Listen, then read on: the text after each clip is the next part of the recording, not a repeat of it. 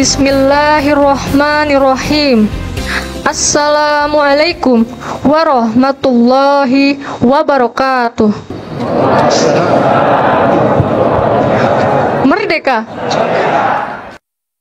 Bismillahi tawakkalna 'alallah. La haula wala quwwata illa billah. Asyhadu an la ilaha illallah wa asyhadu anna Muhammadar Rasulullah. Amma ba'du.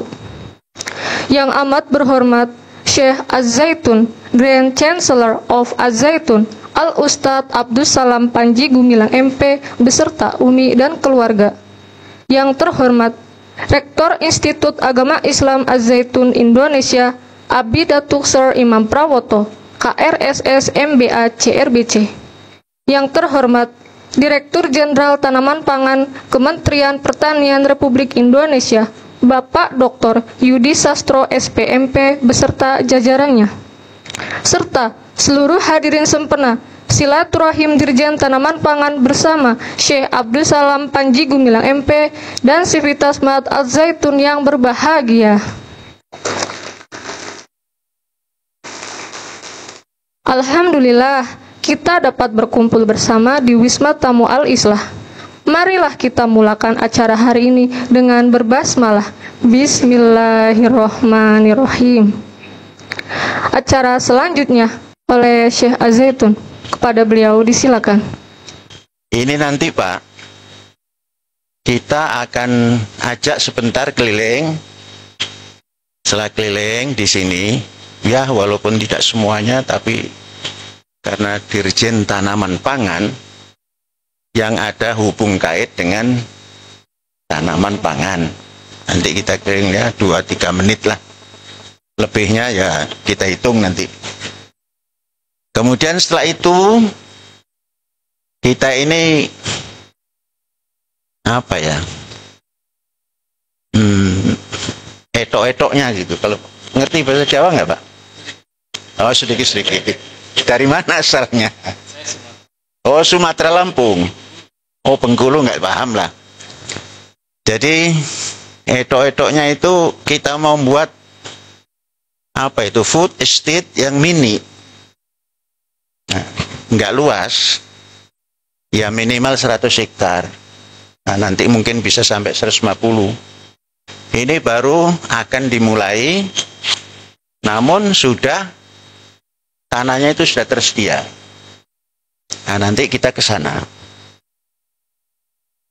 Nah, nanti mudah-mudahan bisa memberi apa namanya masukan-masukan kurangnya apa gitu.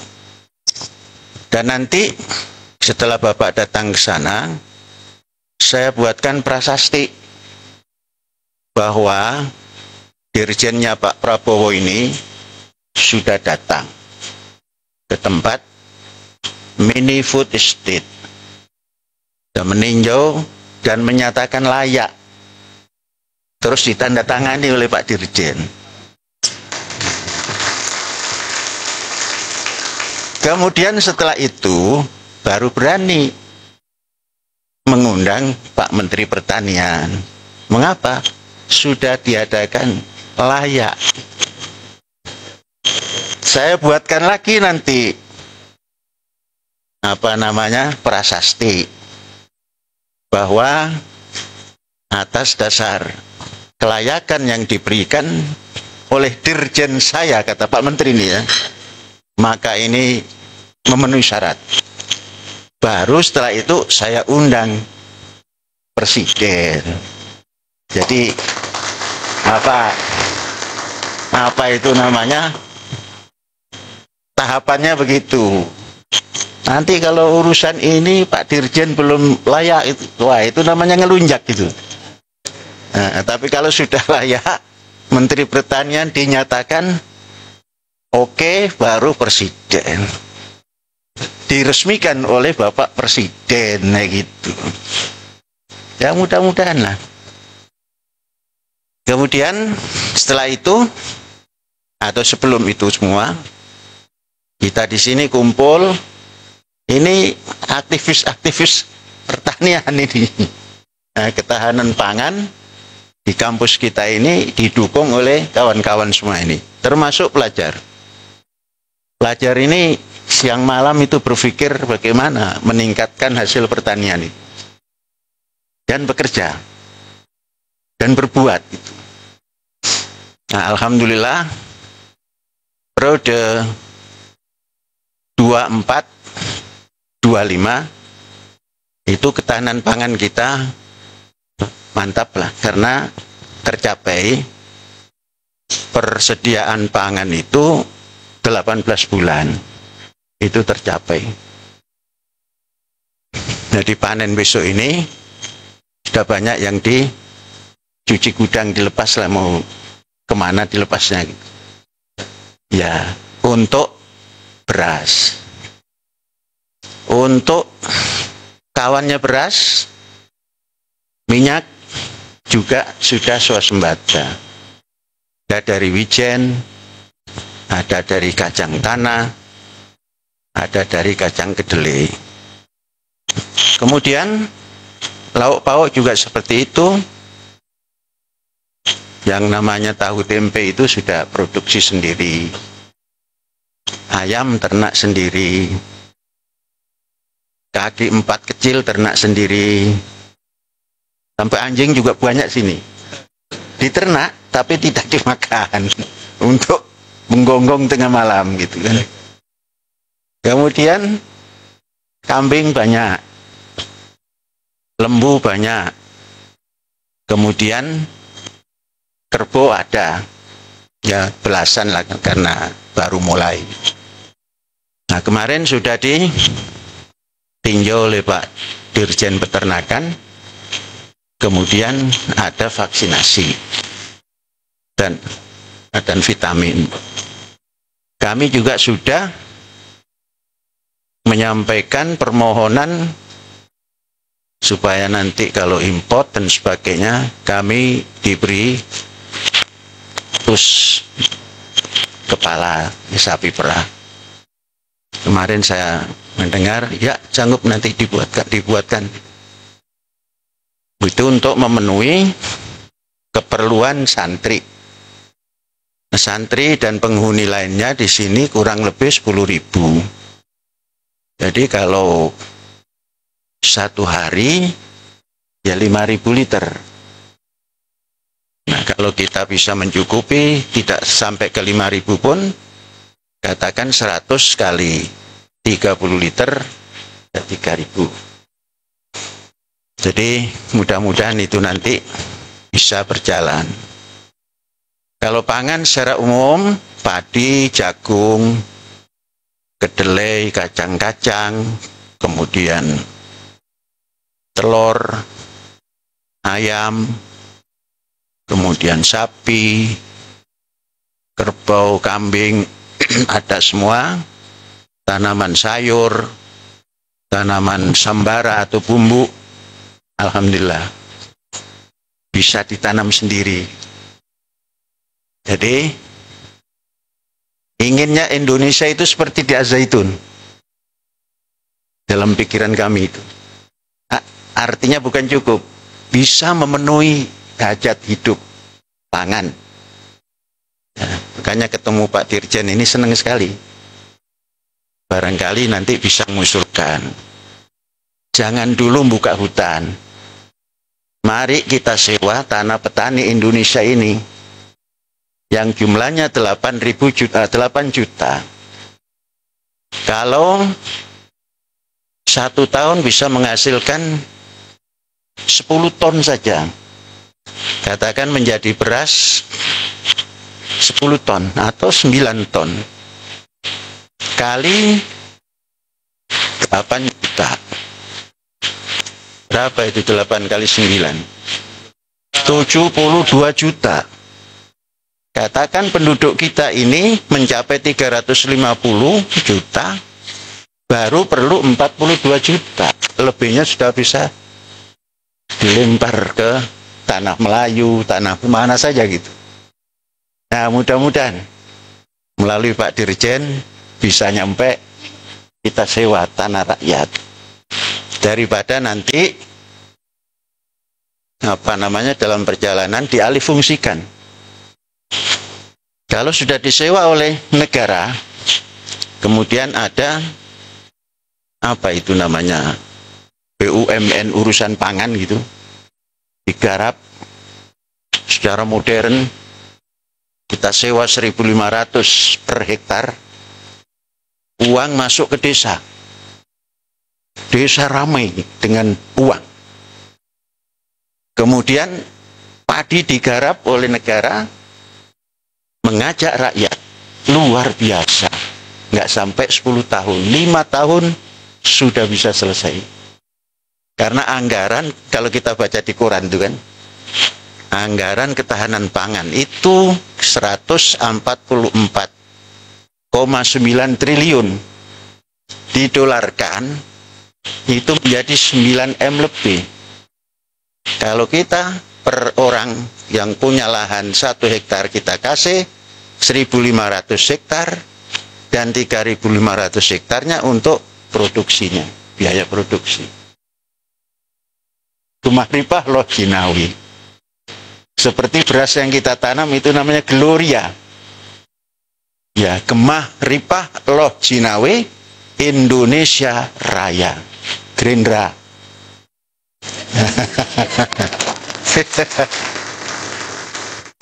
Ya, ini ngobrol permulaan dulu supaya Pak Dirjen ya walaupun belum keliling bisa membayangkan.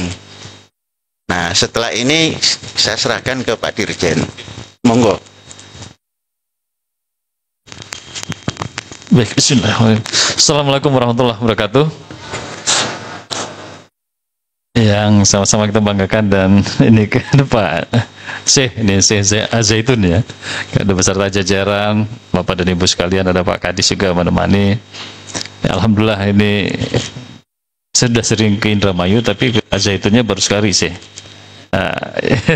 Jadi kemarin dihubungi Pak Dr. Agung waktu beliau kesini, saya kesini rencananya kemarin sore kan jam 3 bersama beliau, tapi kemarin dari pagi sampai sore itu masih bersama Pak Menteri sampai jam 5:30 ya, jam 5:30 sore, sehingga saya berangkat ke sini itu ba'da Isya.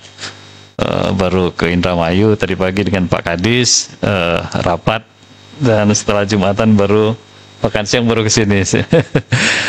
Pertama-tama saya mengucapkan banyak terima kasih atas undangannya, karena ini luar biasa bagi saya. Ini tadi baru sedikit saya sampaikan, tapi insight-nya luar biasa.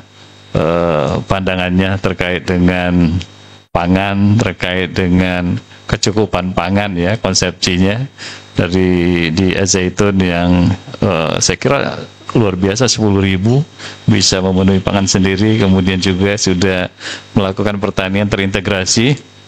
Dan ini saya kira yang tadi saya sampaikan ini sangat menarik gitu, karena sekarang ini kita kan masih mengusahakan ke arah sana. Jadi kalau kita dengarkan sekarang program Pak Prabowo ini kan pertama kan ada ada 4 ya. Satu, swasembada pangan, kemudian swasembada energi, kemudian juga hilirisasi produk, dan juga satu program makan bergizi gratis. Sepertinya yang saya sampaikan tadi semuanya sudah ada di sana gitu ya. Iya, tepuk tangan lah untuk Zaitun ini. Karena ya swasembada ceritanya kan, kemudian produknya sudah hulu hilir, kemudian juga sudah memenuhi kebutuhan zaitun dalam jumlah yang cukup, dan itu juga beragam, dan ini luar biasa sih. Dan saya kira sangat menarik lah, nanti bisa saja menjadi role model juga apa yang dilakukan di sini ya, insya Allah gitu ya. Dan kita memang sudah banyak juga usaha kita ke arah yang seperti saya sampaikan tadi, tetapi di beberapa tempat banyak juga kita mengalami kendala ya.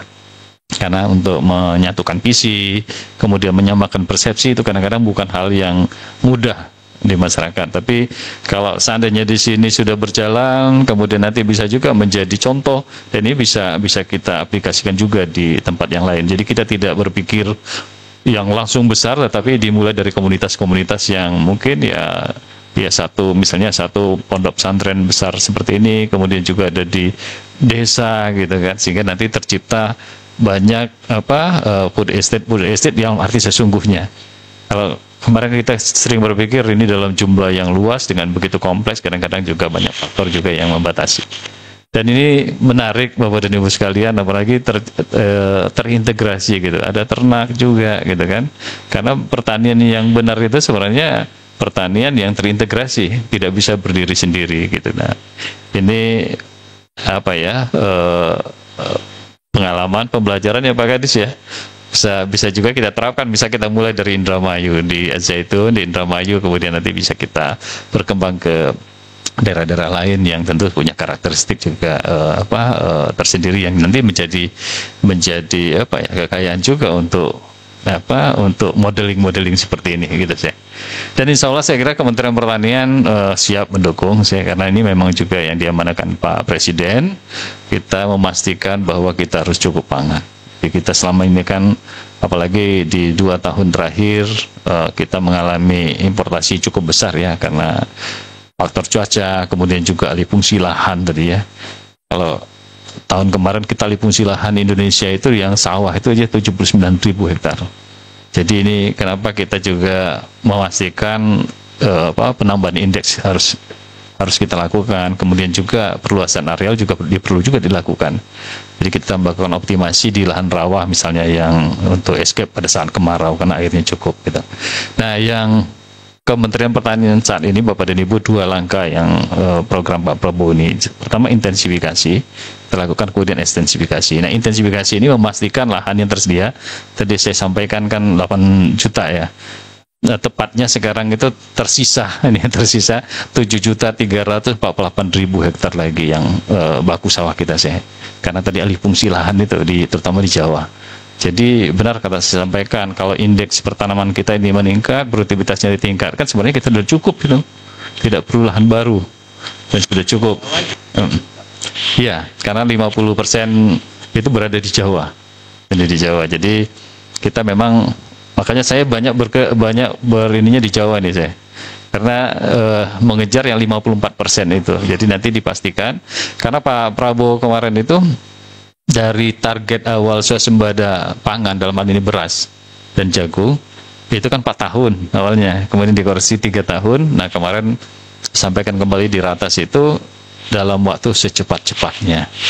Jadi kita harus pastikan tahun 2025 untuk beras dan jagung kita tidak untuk melakukan impor. Nah, ini berarti kita harus memastikan lahan-lahan ini harus lebih produktif, indeksnya ditambah, kemudian juga memastikan juga bahwa permasalahan selama ini kan di air. Seperti di Indramayu ini kami bahas tadi dengan BBWS, jadi pengurangan luas panen itu adalah paling besar disebabkan oleh air. Jadi kita harus juga mencari inovasi baru yang harus diterapkan di masyarakat gitu kan. Nah, sehingga ini mungkin budidaya padi hemat air yang sebenarnya inovasi itu sudah lama gitu kan. Di samping nanti kita juga menanam varietas unggul yang umurnya lebih genjah gitu kan, tetapi produktivitasnya lebih tinggi. Jadi sekali lagi ini saya luar biasa. Terima kasih banyak sudah diundang. Nanti kalau bisa melihat gitu, nanti bisa berdiskusi, bahkan nanti 2 arah. Pengalaman yang ada di Al-Zaitun ini seperti apa, sehingga nanti juga bisa juga menjadi pembelajaran juga untuk di tempat-tempat yang lain gitu. Ini mungkin pengantar dari saya, nanti bisa diskusi gitu terkait apa saja. Tadi ada yang menarik varietas unggul gitu, varietas unggul baru Ya silakan, nanti bisa saja kalau ini introduksi didaftarkan saya ke Direktorat Jenderal Tanaman Pangan, nanti memang ada proses-proses gitu ya, pengujian segala macam. Nanti kalau seandainya ini memenuhi syarat itu biasanya dari aspek produktivitas dan juga ketahanan hama penyakit. Sebenarnya nggak sulit.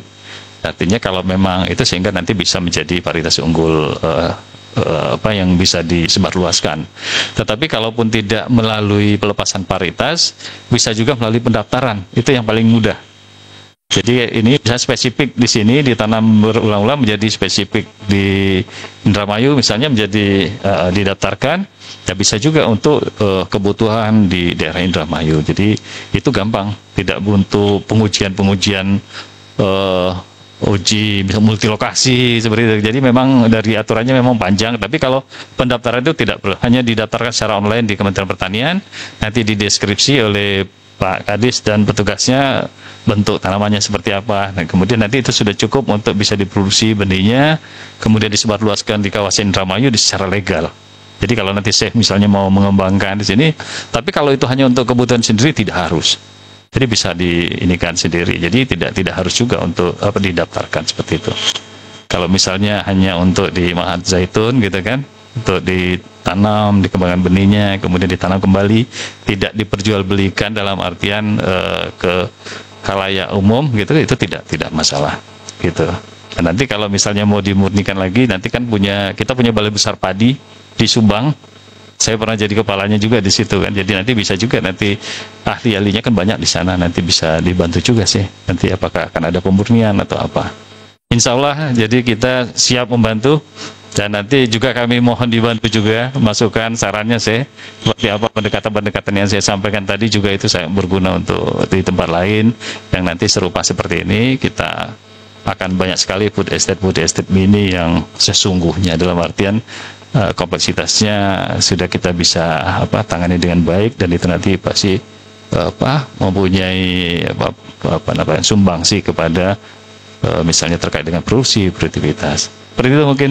Terima kasih banyak. Assalamualaikum warahmatullahi wabarakatuh.